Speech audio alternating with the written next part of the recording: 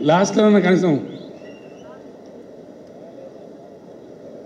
వేదికను అలంకరించిన పెద్దలు మిత్రులు అందరికీ నమస్కారాలు. మనం చక్కగా ముగింపు దశకు చేరుకున్నాం. ప్రతిపాదిత ఎజెండాను పూర్తి చేసుకొని చాలా విషయాలు అందరు మిత్రులు చెప్పారు. నేను దాన్ని చరిత్రం చేయదలుచుకోలేదు. ఈరోజు మన ప్లీనరీలో హైలైటు తెలంగాణ రైతే రాజు. దానికి సంబంధించి కల్తీ విత్తనాలకు సంబంధించి చాలా పెద్ద ఆందోళన ఉంది. నేను ఒకటే మాట మనవి చేస్తా ఉన్నా, ఖచ్చితంగా తెలంగాణ రైతులు బాగుపడాలి, వ్యవసాయం బాగుపడాలి. కాబట్టి ఈ కల్తీ విత్తనాలు చేసే వాళ్ళు నేను తీవ్రమైన హెచ్చరిక ఈ వేదిక నుంచి చేస్తూ ఉన్నా. షార్ట్ పీరియడ్లోనే ఇంకా అసెంబ్లీ ప్రోరోగ్ చేయలేదు. మళ్ళీ 4-5 రోజుల్లో 5-6 రోజుల్లో లేదా మన వరంగల్ సభ అయిపోయిన తర్వాత శాసనసభ పిలిచి కల్తీ విత్తనాలు ఎవరైతే అమ్మి రైతులను ఇబ్బంది పెడతారో వాళ్ళ మీద ఉక్కు పాదం మోపుతాం, చాలా కఠినమైన చర్యలు తీసుకుంటామని చెప్పి ఈ సందర్భంగా తెలియజేస్తా ఉన్నా. వాళ్ళే కల్తీ విత్తనం అమ్మిన వాళ్ళే రైతు ఎంత నష్టపోయిండో అంత డబ్బు ఆ కంపెనీ చెల్లించే విధంగా చట్టం కూడా తీసుకొని వస్తాం. వీరందరి మీద ఇట్లా చేసిన వాళ్ళ మీద ఇప్పటికే 4 మీద వ్యవసాయ శాఖ మంత్రి గారు చర్యలు తీసుకొని పీడీ యాక్ట్ కూడా పెట్టారు. వాడు ఇప్పుడు జైల్లో ఉన్నారు. కాబట్టి మీరు కల్తీ విత్తనాలు అమ్మి రైతులను చెడగొట్టవద్దు, మీరు జైలు పాలు కావద్దని చెప్పి ఈ సందర్భంగా నేను మనవి చేస్తూ ఉన్నా. గొంగిడి సునీత గారు చాలా ఆర్ద్రంగా చెప్పారు. కల్తీ విషయంలో కానీ, ప్రైవేటు ఆసుపత్రులు చేసే రాక్షస విషయంలో కానీ, ప్రైవేటు యాజమాన్యాలు సతాయించే ఫీజుల విషయంలో కానీ తప్పకుండా వాటి మీద కూడా తగిన చర్యలు తీసుకోవడానికి మంత్రిమండలి ఆలోచన చేసి సంబంధిత శాఖల మంత్రులు చర్యలు కూడా తీసుకుంటారని చెప్పి సందర్భంగా నేను హామీ ఇస్తూ ఉన్నాను. అదేవిధంగా మార్కెట్ యార్డ్స్లో, మార్కెట్ కమిటీలలో దేశంలో ఏ రాష్ట్రంలో లేని విధంగా మనం రిజర్వేషన్లు తెచ్చుకున్నాం. చాలా మంచి విప్లవాత్మకమైన దిశగా మనం పోతా ఉన్నాం. అన్ని వర్గాలకు అవకాశం రావాలనుకున్నాం. మొట్టమొదటిసారిగా అన్ని వర్గాలకు అవకాశం వచ్చింది. దానికి నా సంతోషాన్ని కూడా నేను వ్యక్తం చేస్తూ ఉన్నాను. అదేవిధంగా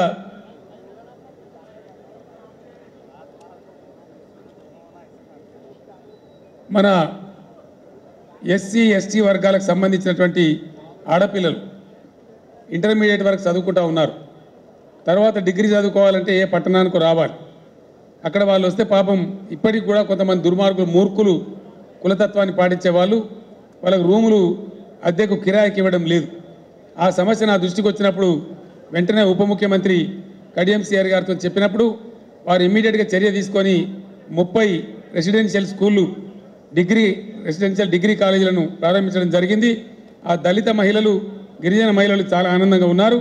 వారికి ఇంకా కూడా రాష్ట్రం నలుమూలల అవకాశం రావాలి కాబట్టి మొత్తం వాటిని గిరిజన మహిళలకు కూడా డిగ్రీ కాలేజీలు ప్రారంభించబోతా ఉన్నారు.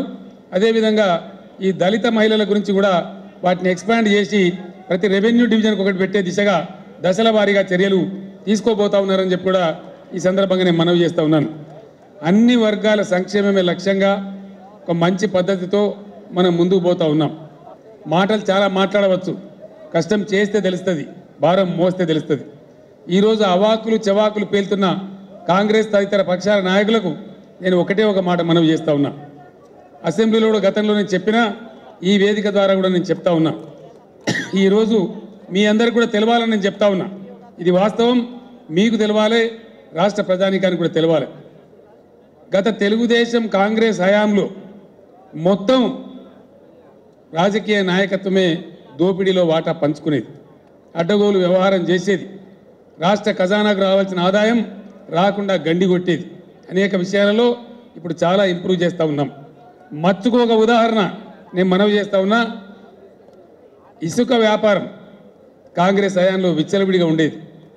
ఇసుక విషయంలో రాష్ట్రానికి ఆదాయం రావాలి. ఆ ఆదాయం కాంగ్రెస్ ప్రభుత్వం ప్రారంభమైనప్పుడు 20-22 కోట్లు ఉండేది. అది నెక్స్ట్ ఇయర్కు 10 కోట్లకు పోయింది. ఆ తదనంతరం 5 కోట్లకు పోయింది. చివరికి కాంగ్రెస్ పాలన ముగిసే నాటికి 5 లక్షలకు పోయింది. 20 కోట్లున్న ఆదాయం 40 కోట్లు కావాల్సింది 5 లక్షల రూపాయలకు పడిపోయింది. అంటే ఎంత అవినీతి జరిగిందో, ప్రభుత్వాలు ఎట్లా ప్రోత్సహించినాయో దీన్ని బట్టి మనం అర్థం చేసుకోవచ్చు. కానీ ఈనాడు టీఆర్ఎస్ ప్రభుత్వం హయాంలో ఈ ఇసుక పాలసీ బ్రహ్మాండంగా తయారు చేస్తే గత సంవత్సరం రాష్ట్ర ఖజానాకు 370 కోట్ల రూపాయలు రావడం జరిగింది. ఈ సంవత్సరం 431 కోట్లు, 460 కోట్లు రాష్ట్ర ఖజానాకు ఆదాయం రావడం జరిగింది. అంటే 5 లక్షల నుంచి వచ్చేటువంటి ఇసుక ఆదాయాన్ని 460 కోట్లకు ఈ ప్రభుత్వం తీసుకొని పోయిందంటే ఇవాళ చిత్తశుద్ధి ఏందో, ఇవాళ పనిచేసే విధానం ఏందో అర్థం చేసుకోవాలని చెప్పి నేను కోరుతా ఉన్నాను. అదే పద్ధతిలో ఈరోజు నేను మంత్రివర్గ సభ్యులందరిని అభినందిస్తూ ఉన్నా, మా పార్లమెంట్ సభ్యులను అభినందిస్తూ ఉన్నా, మా యొక్క శాసనసభ్యులను అభినందిస్తూ ఉన్నా, మా కార్యకర్తలను కూడా అభినందిస్తూ ఉన్నా. మేము ఈరోజు టీఆర్ఎస్ పార్టీ ఒక ఉద్యమ స్ఫూర్తితో ఉండే పార్టీ కాబట్టి కడుపు కట్టుకొని నోరు కట్టుకొని అవినీతి రహితంగా మేము పనిచేస్తూ ఉన్నాం. అవినీతి మీద యుద్ధం చేస్తూ ఉన్నాం. మేము మీలాగా స్వార్థానికి పోవడం లేదు. మీ ఇష్టం వచ్చిన అవాకులు చెబాకులు వెళ్తే ఇప్పటిదాకా సహించినాం. కానీ ప్రభుత్వ పరంగా అనవసరమైన ఆరోపణలు చేస్తే ఈ కాడి నుంచి నేను మంత్రులందరూ కూడా మనవి చేస్తూ ఉన్నా, ఏ డిపార్ట్మెంట్ మీద ఆరోపణ చేసినా వెంటనే కేసులు ఫైల్ చేయవలసిందిగా, రుజువు చేసే బాధ్యత వాళ్ళ మీద పెట్టాల్సిందిగా నేను గౌరవ మంత్రివర్యులకు కూడా మనవి చేస్తూ ఉన్నా.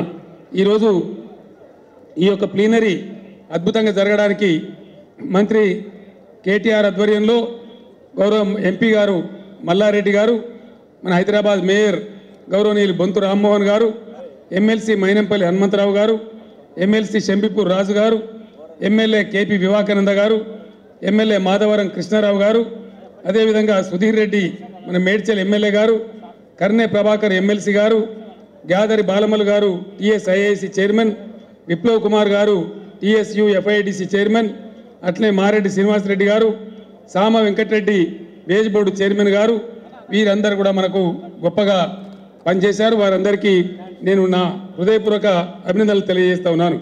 స్థానిక సర్పంచ్ గారు నాగమణి దేవేందర్ గారు కూడా బాగా కృషి చేశారు. వారికి కూడా మనందరి పక్షాన నేను హృదయపూర్వకమైన కృతజ్ఞతలు తెలియజేస్తా ఉన్నాను. జీబీఆర్ కల్చరల్ క్లబ్ సభ్యులు పెద్దలు సత్యబాబు గారు, అనిల్ రాజు గారు, జిఎస్ వర్మ గారు అద్భుతంగా మనకు సహకరించి మంచి భోజనాలు ఈ ప్రెమిసెస్ అంతా ఇచ్చి గొప్పగా మనకు సహకరించారు. వారందరికీ కూడా నేను మనందరి పక్షాన టీఆర్ఎస్ పార్టీ పక్షాన ధన్యవాదాలు తెలియజేస్తా ఉన్నాను. తప్పకుండా 100% రాష్ట్ర ప్రజల మనోభీష్టాన్ని నెరవేర్చే విధంగా భారతదేశంలోనే ఒక గొప్ప రాష్ట్రంగా తీర్చిదిద్దడానికి అనేకమైనటువంటి పని అలుపెరగకుండా చేస్తామని ఈ సందర్భంగా మరొక్కసారి ఈ 16వ ప్లీనరీ సందర్భంగా పునరంకితం అవుతూ ఉన్నాం. టీఆర్ఎస్ చేసిన పనులు, సంక్షేమం, దాదాపు 135 జీవోల ద్వారా చేసినటువంటి ఈ 150 విధానాలు ఒక పుస్తకం అంతా సంక్షేమ విధానం ఇక్కడ జరిగింది. దీన్ని ఈరోజు మీకు ఇవ్వడం జరిగింది. దీన్ని విస్తృతంగా ప్రజల్లోకి తీసుకుపోవాలని చెప్పి నేను కోరుతా ఉన్నాను. ప్రభుత్వ పరంగా కూడా ప్రభుత్వం చేసినటువంటి పని ఏ విధంగా ప్రతి గడపకు తీసుకుపోవాలనో రాబోయే రోజుల్లో క్యాబినెట్లో ఆలోచించి నిర్ణయం కూడా తీసుకుంటామని కూడా మనవి చేస్తూ, మన కార్యకర్తలకు నేను ఒక మాట చెప్తా ఉన్నాను. కొన్ని పదవులు మార్కెట్ కమిటీలు కావచ్చు, దేవస్థాన కమిటీలు కావచ్చు, వాటిని వేస్తూ ఉన్నారు. మిగతా విషయాలు కూడా ఇప్పటిదాకా రాష్ట్ర సంక్షేమం, ప్రజల సంక్షేమం, రాష్ట్ర ఆదాయం దీని మీద కేంద్రీకృతం చేసినాం. ఇప్పుడు 75 లక్షల మంది సభ్యులైన కాబట్టి పార్టీ కార్యకర్తలను కూడా అన్ని రకాలుగా ఆదుకునే దిశగా ఆలోచన చేస్తూ ఉన్నాం. తప్పకుండా మన కార్యకర్తలకు మేలు జరిగే స్టెప్స్ కూడా భవిష్యత్తులో చేస్తాం.